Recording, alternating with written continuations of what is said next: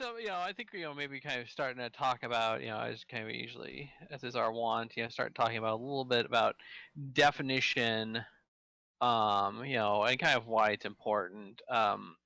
Community management, I mean, most people are probably familiar with it, but a lot of it kind of centers around how you kind of manage people in a group. um, Online has kind of like taken this, and there's always been like a certain skill set that you required to kind of organize a group of people. Online has made it more complex, I think, in some ways, because it's a lot easier to form groups, but it's also easier for people to kind of like it's essentially kind of run away, or like a lot of people kind of blame anonymity for it, but I think it's along the lines of more of it's really easy to just kind of dissociate yourself from things, even if somebody knows your real name and whatnot. You know, if I decide that I don't like the look of Mulgrim's face, I never want to have to deal with them again soon. Then I could, I can block him, I can unfriend him, I can take steps to kind of separate myself out from him, even though he knows my name, and and has a good idea of, he could probably find my address and reach me in person. There is that kind of that ease of dissociation, and then kind of relying on, well, it's going to be kind of a pain in the ass for someone to kind of deal with, kind of go through the steps to kind of find me. So I think there's kind of a, the joke about being paid and whatnot is kind of relevant here, where when you're on the corporate end, when you have community managers, it's a lot easier for them to kind of like stay on track, because this is their paycheck, this is their job.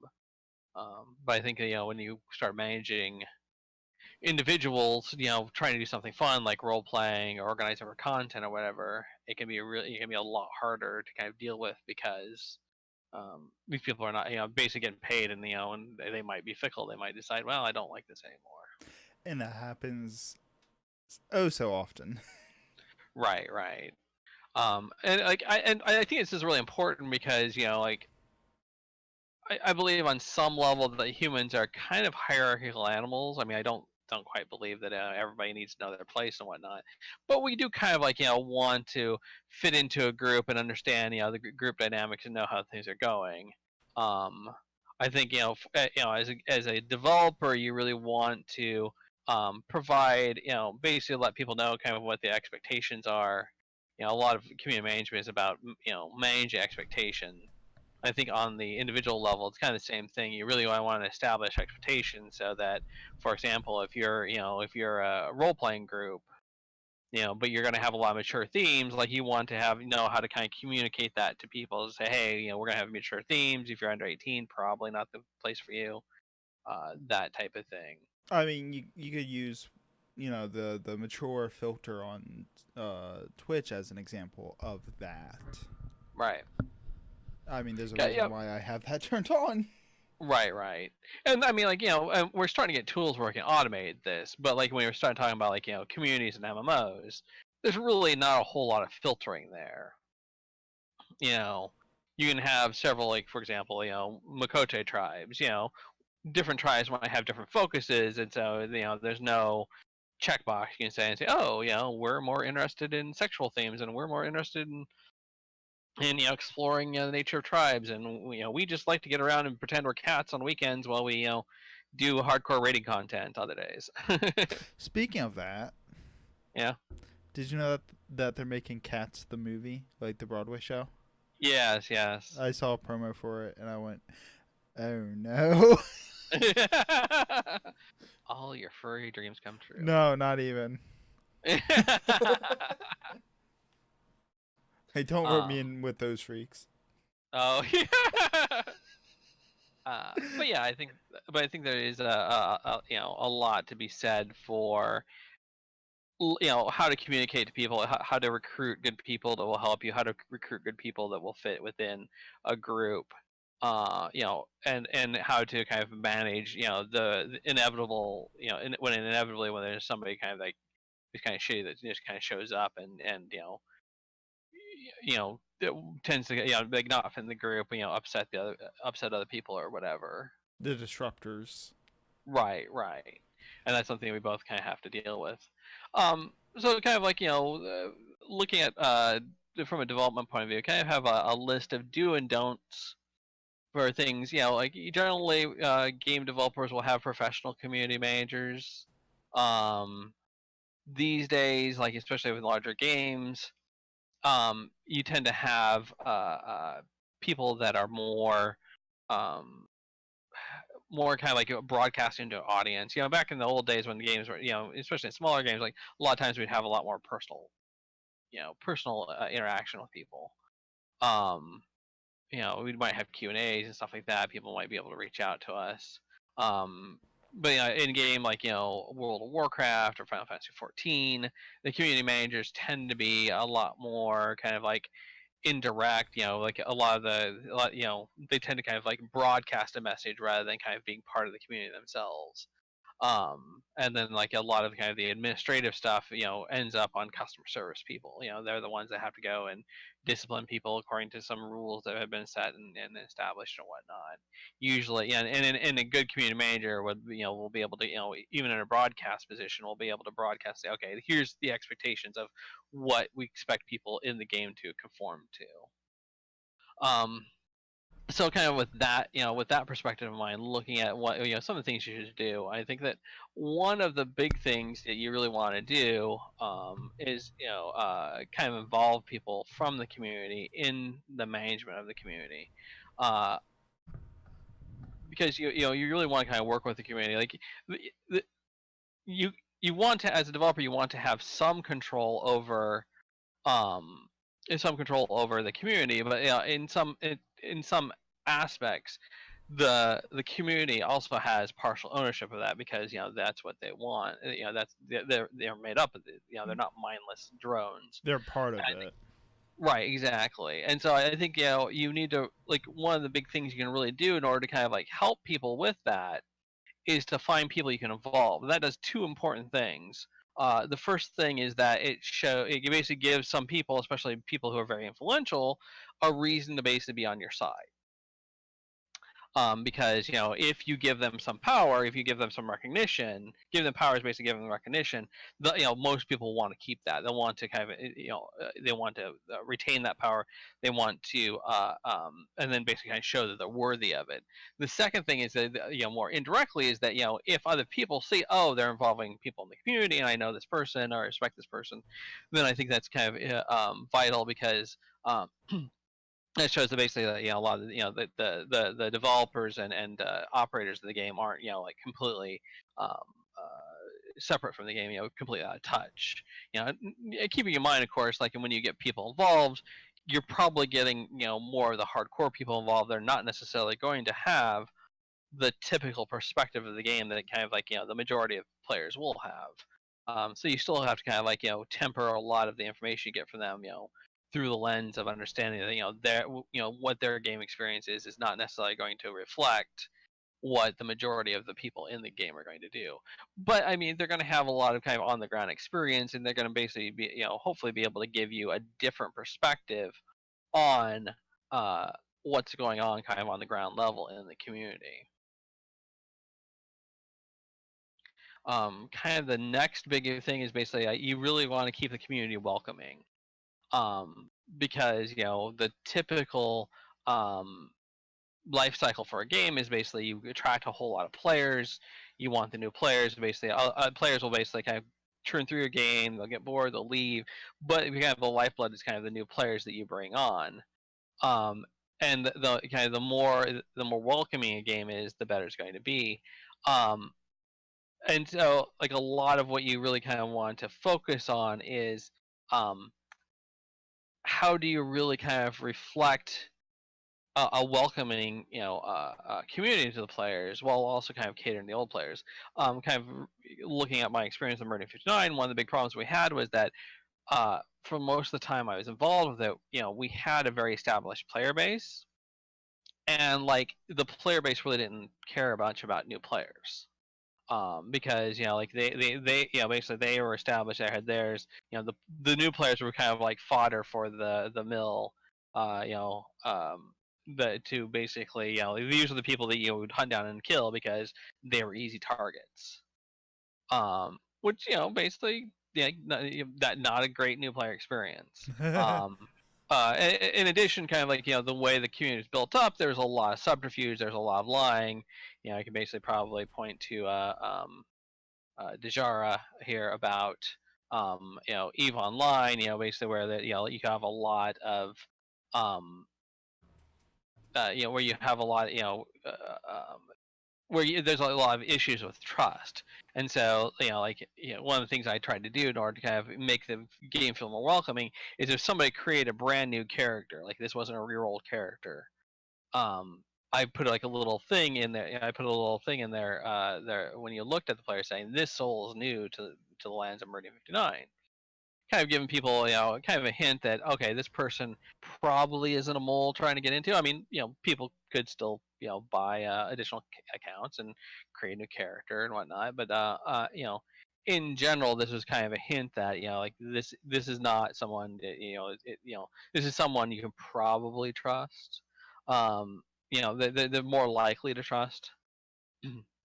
Unless somebody just really hated your guts and was willing to spend another $20 just to basically mess with you. But one of the things that but it was kind of hard to we continuously tried to kind of make the new player experience better in a game like without completely revamping the game. I think kind of the classic example of this gone wrong was of course Star Wars Galaxies, where they tried to kind of change the entire game in theory in order to make the game more palatable, but what they ended up doing was not really attracting new players because most people had been burned once. And then the flip side is that then they ended up chasing off a lot of people who like the old type of gameplay. You have a few people like Mulgrim who basically started playing after the new game experience, but in general, like you generally want to try to make your game more welcoming without necessarily alienating the old established people. Yeah, I was the only new player that ever joined the game after the new game experience. The one person. The one I mean, person. I'm sure there was other people, but obviously the intention of the new game experience was to revitalize the game. And I think that again, and this kind of strays a little bit out of community management more into design and whatnot. But I mean, I think good community management, it does have an influence on the game's design because again, like I said, this tended to alienate a lot of the players, a lot of the established players who liked the old style of gameplay.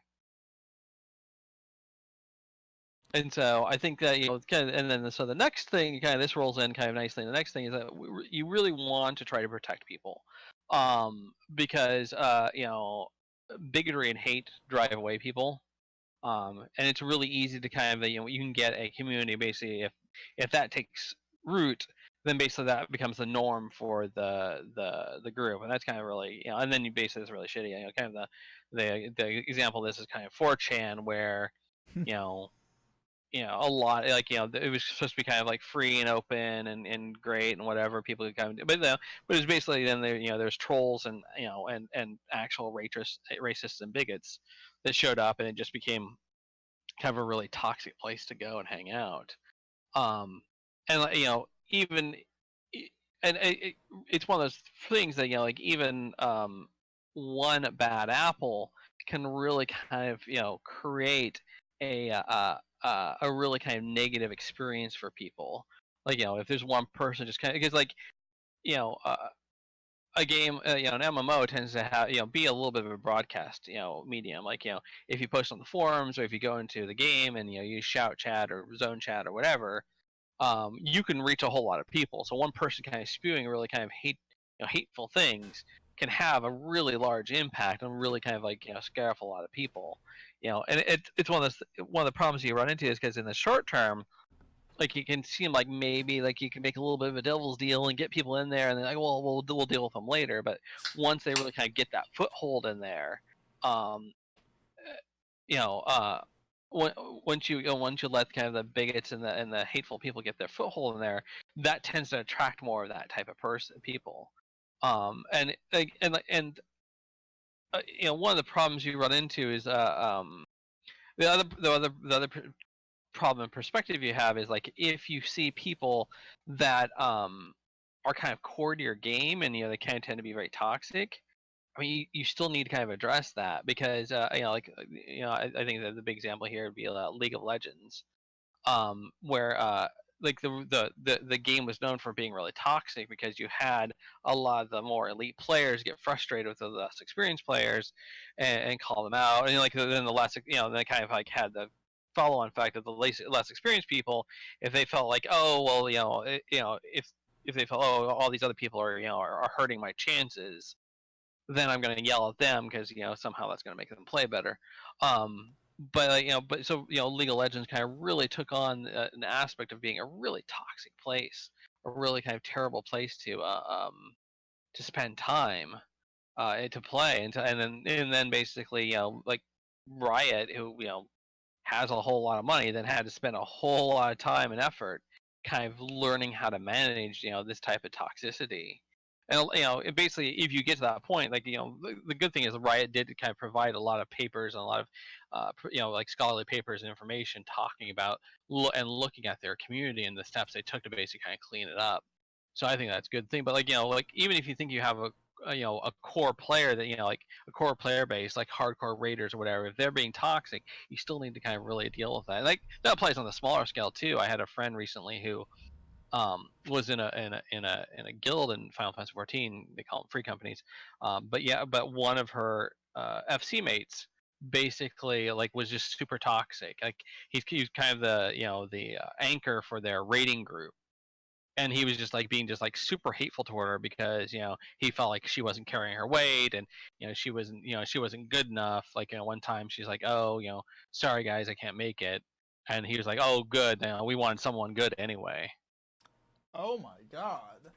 Right. And so like and again, like that might be one person out of like a few dozen people, but obviously like that kind of like not only like hurts people like my friend who are the target of that, but then you have other people kind of looking at it going, is that what's going to happen here when I if I'm not performing? And even on the individual level, you really kind of need to address that as soon as possible because that sort of attitude, absolutely. So you really kind of need to protect people from that type of attitude. I know again, kind of following on that. So that how do you protect people? One of the best ways to protect people is basically establishing good rules, establishing rules so that you have the rules in place to protect people. Like the big thing again, like I mentioned before, is managing expectations, letting people know what's expected of them, of the game, what they can expect from the game, and what the game kind of expects from them. Because it's one of those things that if somebody comes in and thinks, okay, this is gonna be a friendly game of happiness, and like no, it's a hardcore PvP game. You kind of like need to make sure up front that that people kind of understand that. And so you kind of want to set these expectations of what's appropriate behavior. Of course, like the flip side is like you've got to understand like most people aren't going to read the rules. Like we all every game has the term of service and the end user license agreement and all this bullshit, and it's a big complicated document full of legalese, and people aren't going to read it. People will click through that shit, and they will ignore it, and they will like not understand. So like I think the best type of rules though tend to be the common sense rules. Like I tend to, my preference is to have kind of fewer rules that basically are, very important, and then you kind of have like a couple catch-all rules so that you can kind of deal with individual things. And and and so like have if you have common sense rules, then people can't be like, oh, I didn't know that. It's like no. You knew being a racist fuckhead was was against the rule. Like there's no place, no game that basically allows you to come in and spew racist filth, racist, sexist, whatever bigoted filth you were spewing. No game is going to allow that. So no, you don't get away with and I think that's the another important thing is that you can't let people get away with saying, oh, I didn't know the rules. Like no, that's not acceptable. Like ignorance of the rules is no defense. It's basically have a principle we have in law, and that's a good principle in general. I think that community management needs to basically kind of point out a lot of these things. Point out, like here's the rules because here are the rules. You know, but just kind of understand that a lot of people aren't going to read them, but you really you can't let them get away with that. I think the last very important thing to do is to apply your rules consistently. Because nothing kind of dispirits people more when they feel they're put upon because everybody else is doing X, they do X, and all of a sudden they get jumped on. It's one of those things that if you go to 4chan and you start spewing bigoted, hateful things, and then all of a sudden you get smacked on the head, smacked on the hand, that's going to feel really kind of shitty because you're like, well, I just read someone over there, 5 different people posted threads, using racist, sexist, bigoted terms. So why am I the one getting hit? And so and this kind of goes back to where you want to protect your people, and you don't want to let even kind of core people run rampant. You really need to kind of apply these rules consistently.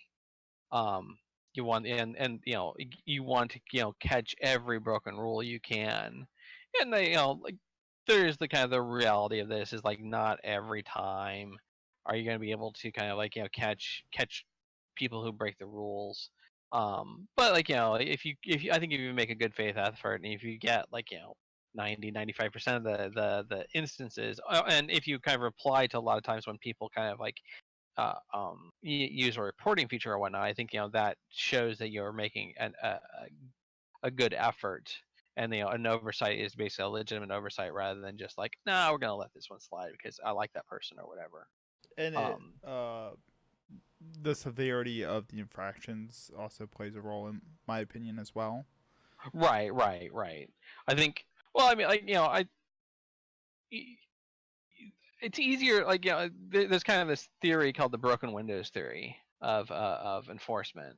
It was the idea kind of in police departments, and it's kind of been disproven, so it's kind of a little dangerous to use this as your example. But the idea was that if you go around arresting the robbers and all this stuff, but you don't find people for broken windows, you're going to attract that type of crime because broken windows are kind of a sign of, oh, there's less enforcement.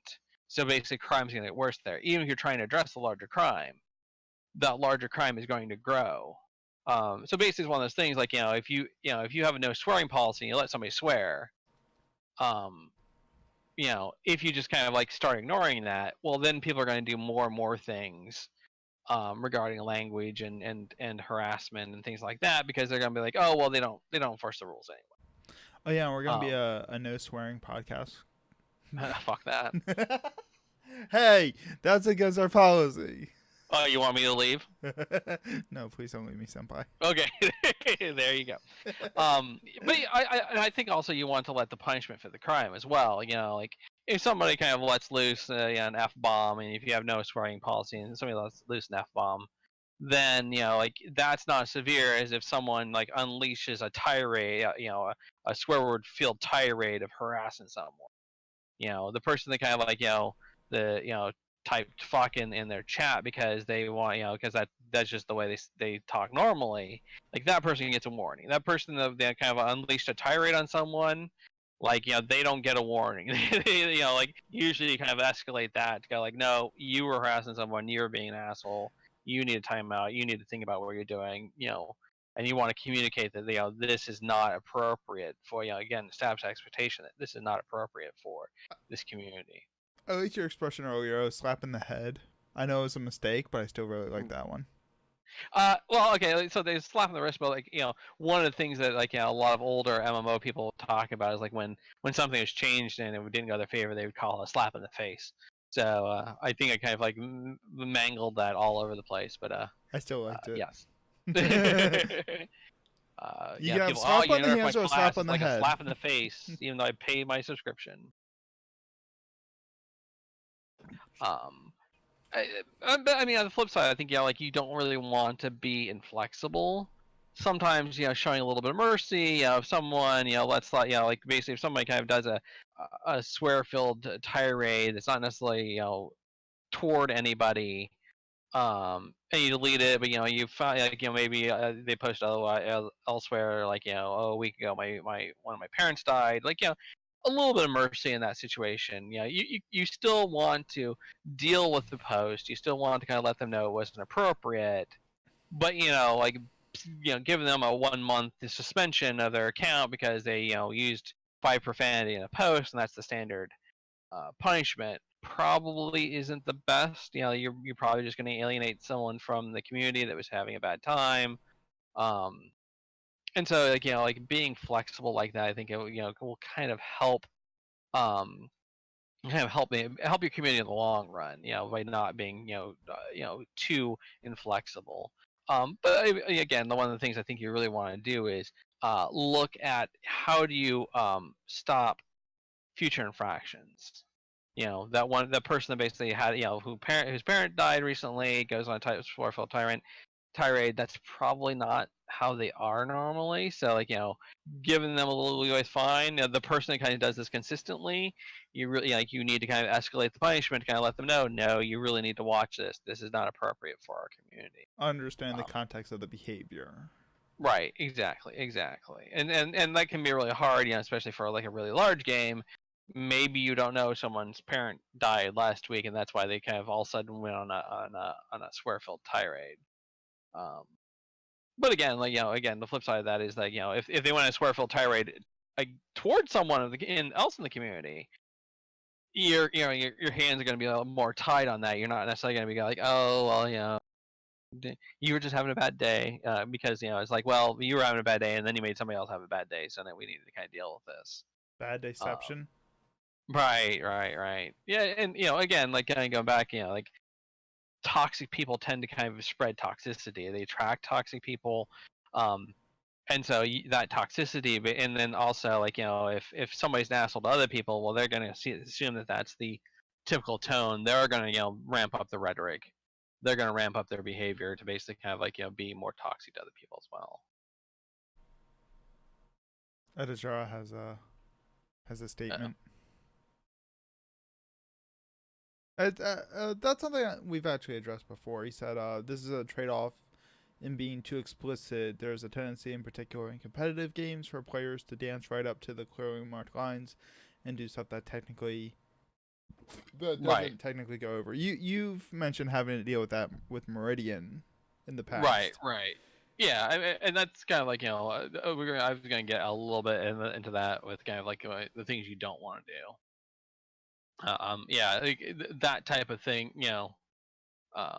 That type of thing. Yeah, like you want some flexibility, and the reality, of course, is that you're not going to be able to completely define, because a lot of times behavior changes based on context. Kind of the classic example of this is like if you're with your friends and say, "Oh, go fuck yourself." That's kind of one thing, but like if you go up to someone random in the street and go, "Hey, fuck yourself," like that's a completely different context, completely different feel to that. Even if you manage to do kind of the same tone and whatnot, and this is kind of one of the problems you run into, kind of in a community management perspective. This is one of the problems you run into with a lot of kind of like less socially adept people, where it's one thing for kind of friends to rib each other and to joke around and whatnot. It's completely different when somebody else kind of joins your community and then right away tries to kind of assume that level of familiarity, where it can come across as a much more hostile.